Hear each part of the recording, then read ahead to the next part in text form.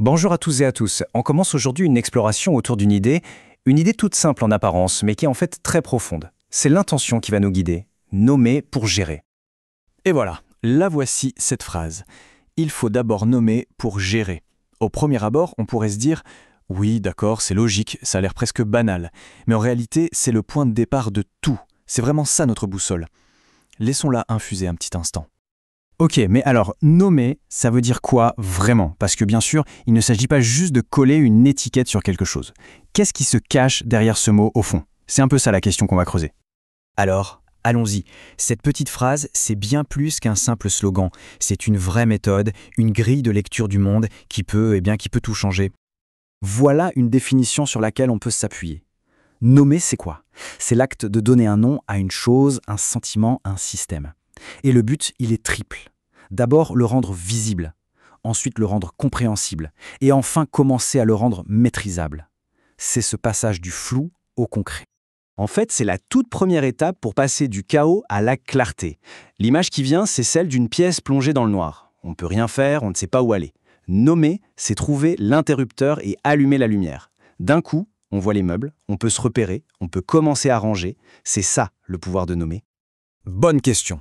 Pourquoi est-ce que ce sujet est si important là, maintenant? Ce n'est pas un besoin nouveau, bien sûr, mais il est devenu absolument crucial. Parce que le monde, tout simplement, devient de plus en plus opaque. C'est ça le constat. On fait face à des systèmes, des technologies, des dynamiques tellement complexes qu'elles sont difficiles à déchiffrer. Et cette opacité, elle génère un sentiment d'impuissance, voire de l'anxiété. Pensez-y, on a plein d'exemples tout autour de nous. L'intelligence artificielle, avec ses fameuses boîtes noires dont personne ne comprend vraiment le fonctionnement, les systèmes économiques, tellement interconnectés que la moindre secousse à un bout du monde en provoque une autre chez nous, même les entreprises dans lesquelles on travaille deviennent parfois des labyrinthes incompréhensibles. Et puis, il y a nous, nos propres expériences, nos émotions qui nous submergent sans qu'on sache mettre un mot dessus. En fait, ce besoin de clarté, on le retrouve à 3 niveaux. D'abord, le niveau des grands systèmes. Ensuite, celui de nos relations avec les autres. Et enfin, au niveau le plus intime, notre propre monde intérieur. Et cette perspective, cette obsession de nommer les choses, elle ne sort pas d'un chapeau. Elle est vraiment le fruit d'un parcours personnel. Une histoire où le besoin de clarifier est devenu une méthode de survie presque. Tout a commencé avec un rôle d'analyste. Il fallait trouver le mot juste, l'insight caché au milieu d'un océan de données. Puis, en tant qu'architecte, architecte en devenir, le défi était de dessiner, de nommer les structures invisibles qui connectent tout. Et finalement, c'est l'expérience de leader neuroatypique qui a tout cristallisé. La nécessité d'articuler des ressentis, des expériences non dites pour les rendre réelles et compréhensibles pour les autres. Ce qu'il faut retenir, c'est que cette approche n'est pas théorique.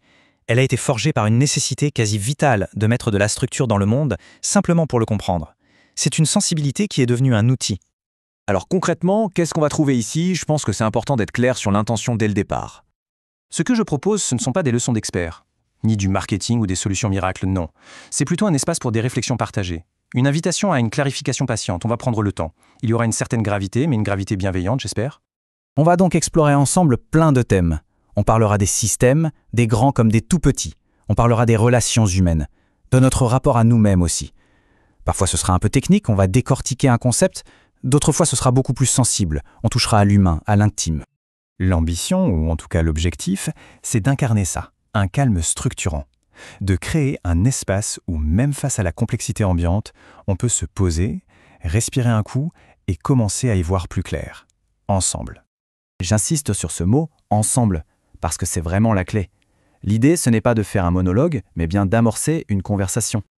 Donc voilà, c'est une invitation. Une invitation à muscler notre capacité à clarifier les choses, à chercher ensemble les bons mots pour les bonnes choses. Et bien sûr, s'abonner, partager ses réflexions, ce n'est pas juste une question de chiffres, c'est le moyen de rejoindre cette conversation, d'agrandir le cercle, d'inviter d'autres personnes à participer à cet effort de clarification. Et pour finir, une question pour la route.